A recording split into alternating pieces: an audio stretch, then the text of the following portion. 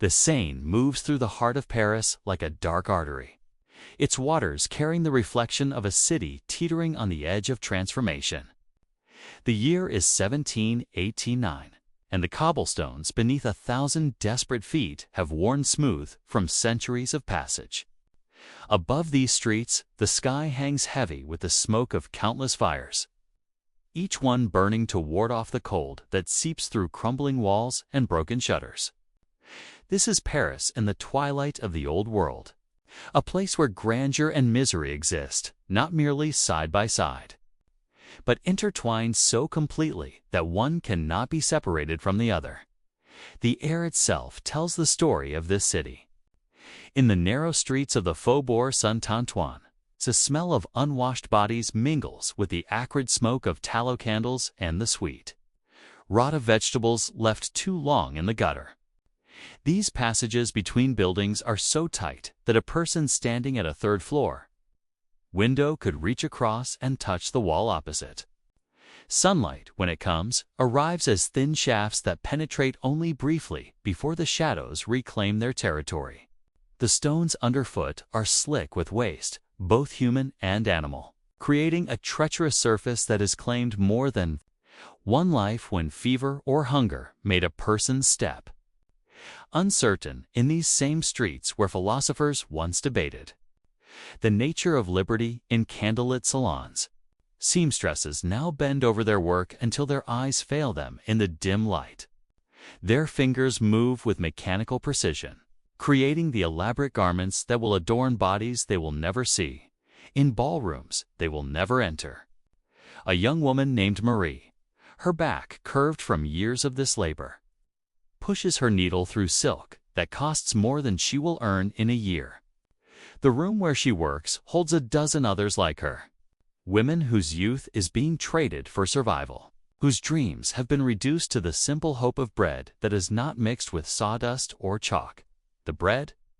Everything in Paris during these fevered years returns to bread. In the hours before dawn, lines begin to form outside the boulangeries, snaking through streets that are still dark and dangerous. Women wait, their shawls pulled tight against the cold, their faces set in expressions that reveal nothing of the desperation gnawing at their bellies. They know the arithmetic of survival. They know that the price of a 4-pound loaf has consumed first half their wages, then 3/4, and now threatens to take everything. They know that the baker himself, caught between millers who demand payment and customers who have nothing left to give, sometimes closes his shop before the bread runs out.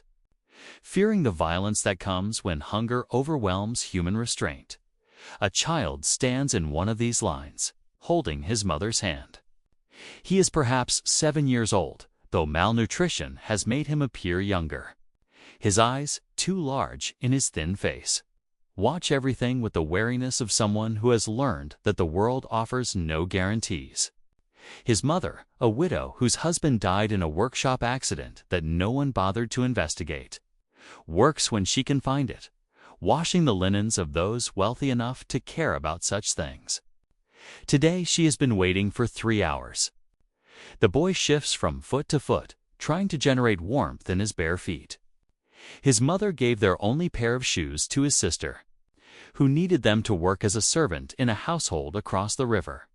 Across that same river, in a different Paris entirely, the Palais Royal stands as a monument to a world built on the backs of the forgotten. Here, beneath arched colonnades, merchants sell luxuries that exist in defiance of the hunger beyond these gates: perfumes from the Orient, chocolate from the Americas, books bound in leather so fine it seems criminal to touch them with unwashed hands. The people who walk these galleries move with the confidence of those who have never questioned whether there will be food on their table or fuel for their fire. Their clothing is elaborate beyond function, constructed from fabrics that required months to produce, and will be worn perhaps once before fashion renders them obsolete. But even here, in this fortress of privilege, the tremors of coming change can be felt. Conversations that once revolved around the latest scandal at court now turn to darker matters. The harvest has failed again. The treasury is empty. The king has summoned the Estates General for the first time in more than a century, and no one knows what forces this summoning might unleash. In the coffee houses and gambling dens, men speak in hushed tones about rights and representation, about the writings of philosophers who dare to suggest that the order of society is not ordained by heaven but constructed by men and therefore capable of being reconstructed. Night falls on Paris like a curtain, and with it comes a different kind of city. The wealthy retreat behind locked doors and shuttered windows, while those who have nowhere else to be claim the streets as their own. The watch patrols with lanterns and clubs, but they are few, and the darkness is vast. In the courtyards and alleyways, people gather around fires made from whatever will burn, trading rumors and grievances in equal measure. Someone speaks of grain convoys being diverted to feed the army. Another tells of an aristocrat who feeds his dogs better than most families feed their children. The stories may or may not be true, but their truth matters less than the anger they ignite. A man who spent his day hauling water from the Seine to those willing to pay for the service warms his hands over a barrel fire. His name is Jacques, and his body carries the evidence of his labor in shoulders made, massive from years of bearing the weight of filled buckets suspended from a yoke across his neck. He cannot read the pamphlets that circulate through these gatherings, but others can, and they read aloud by firelight. Words about liberty and equality that sound like prayers or curses depending on who speaks them. Jacques listens and says little, but something is changing in the way he holds himself, in the way his eyes no longer drop automatically when someone better dressed passes by. The church bells that mark the hours of prayer also mark the rhythm of suffering. In the Hôtel Dieu, the ancient hospital that sprawls along the Isle de la Cite, the sick lie 3 and 4 to a bed, their bodies pressed against strangers in a forced intimacy that spreads disease as efficiently as any plague rat. The sisters who tend them move through wards that reek of gangrene and dysentery, offering what comfort they can, knowing that for most who enter these doors, the only exit will be through the morgue. A young man, his leg crushed in a construction accident, screams through the night as infection turns his flesh black. There is no relief for his pain except the death that comes on the 3rd day, a mercy that feels like defeat to those who tried to save him. In workshops throughout the city, craftsmen labor by the light of lamps that cost them more than they can afford. A cabinet maker named Pierre works on a commission for a nobleman's residence, creating furniture of such elaborate design that it requires months to complete a single piece. His hands, scarred and calloused from decades of work, move with the certainty of long practice. He knows every grain and flaw in the wood before him. He knows how to coax beauty from materials that resist his will. What he does not know is whether he will be paid when the work is complete. The nobility, it is whispered, have stopped honoring their debts. They spend as if money means nothing, while those who actually produce the objects of their desire go hungry. The seasons turn, and with them the desperation deepens. Spring arrives not as a blessing but as a mockery, bringing rain that turns the unpaved streets into rivers of filth, that swallow the shoes of those foolish enough to venture out unprepared. The mud carries everything with it, the waste of thousands mixed with the runoff from slaughterhouses and tanneries, creating a soup of contamination that seeps into wells and cellars. Fever follows, as it always does, claiming the weakest first. Children disappear from the breadlines. Old men who survived the wars of the previous reign succumb to flux and coughing sickness. The gravediggers work without rest, and still the bodies accumulate faster than the earth can receive them, in the markets of Les Halles, the central belly of Paris, where food flows in from the countryside.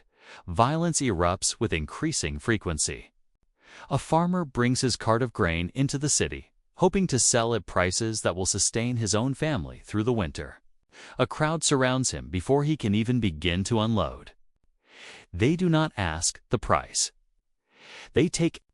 The farmer protests, tries to protect what is his by right of labor and ownership, and finds himself pulled from his seat, his cart overturned, his grain scattered across the cobblestones where desperate hands gather it like precious stones. The authorities arrive too late, or not at all, and the farmer returns to his village with empty pockets and a story that will make others think twice before bringing their harvest to a city that has become ungovernable. Yet within this chaos, community persists in forms both beautiful and terrible. In a building near the church of St. Testache, families who have lived as neighbors for generations share what little they have. A woman whose husband works in the print shops brings home news and pamphlets. Another, who takes in washing, contributes the few sous she has managed to save. Together, they pool resources to buy bread, to pay for the lamp oil that allows the children to study after dark, to hire a doctor when the fever comes, despite their precautions. They are united not by choice, but by necessity, bound together in a struggle for survival that makes the boundaries between households meaningless. The children of this building play games in the courtyard that reflect the world they are inheriting. They build miniature guillotines from scraps of wood, not yet understanding the horror that this toy represents. They march in formation, mimicking the National Guard that has begun to form in the wake of the king's jaw-awning of the Estates General. They repeat phrases heard from their parents. Words like citizen and rights and justice, investing them with the fervor of religious incantation. Over the eastern districts like a stone promise of oppression. Its walls have stood for 4 centuries, holding prisoners whose crimes range from genuine treason to the mere inconvenience of the powerful. Inside its cells, men go mad in darkness, their voices echoing off stones that absorb sound and hope with equal efficiency. The guards who patrol its ramparts look down upon streets that grow more restless with each passing day. They see crowds gathering where once people hurried past with downcast eyes. They hear songs that are not quite seditious, but carry an edge that sets teeth on edge. They feel, though they might not articulate it, that the ground beneath this ancient fortress is shifting in ways that no amount of stone and iron can prevent. July arrives with heat that turns Paris into an oven. The smell becomes unbearable, driving those who can afford it to estates in the countryside while those who cannot simply endure. Water grows scarce as the Seine drops to levels that expose the detritus of centuries along its banks.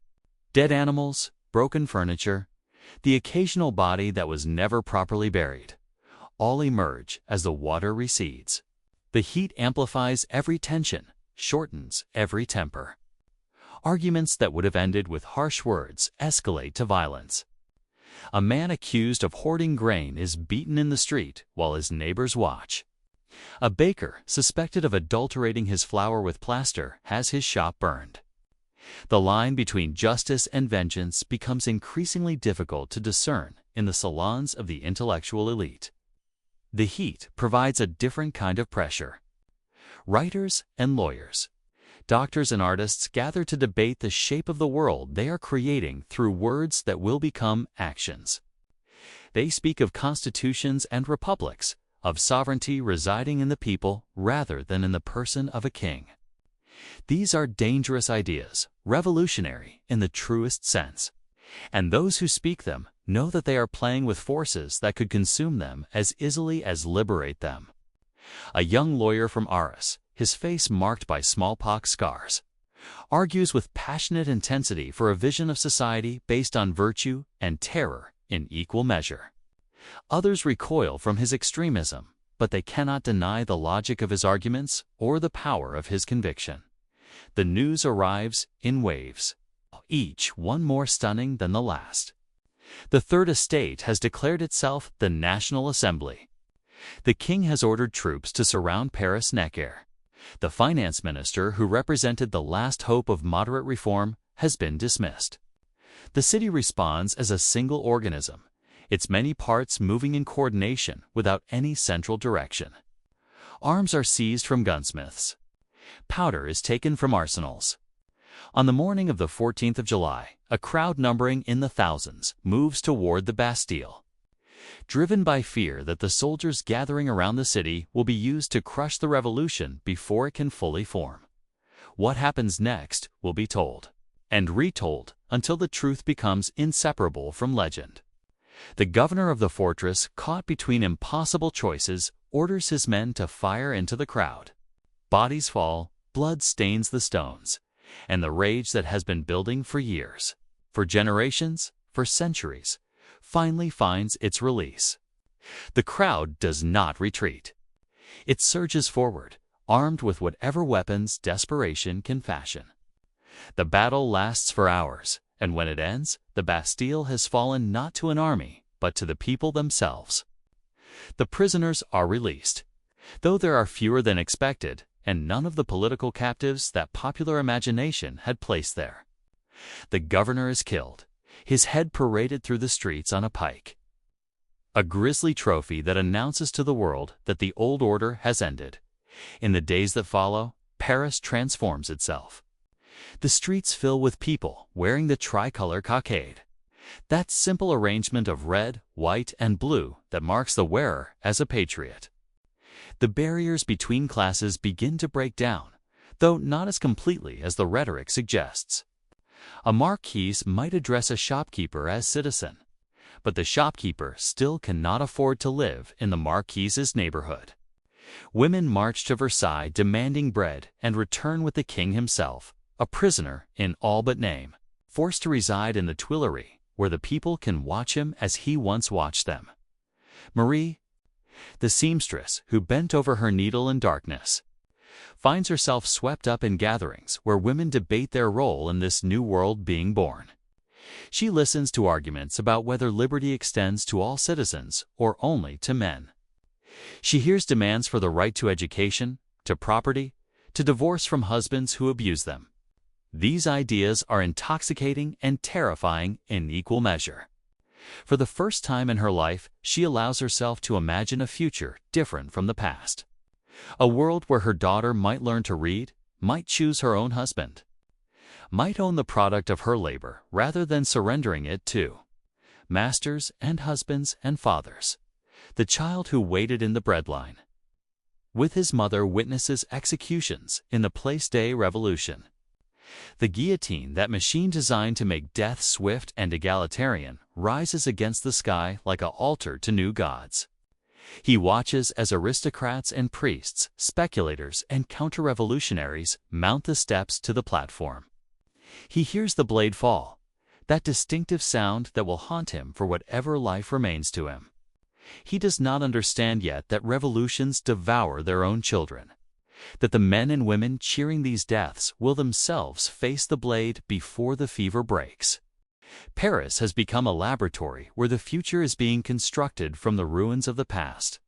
It is a place of impossible contradictions, where the rhetoric of universal brotherhood coexists with the reality of mass executions, where declarations of human rights are written by men who own slaves in distant colonies, where the promise of equality struggles against the persistent hierarchies of gender and class and race.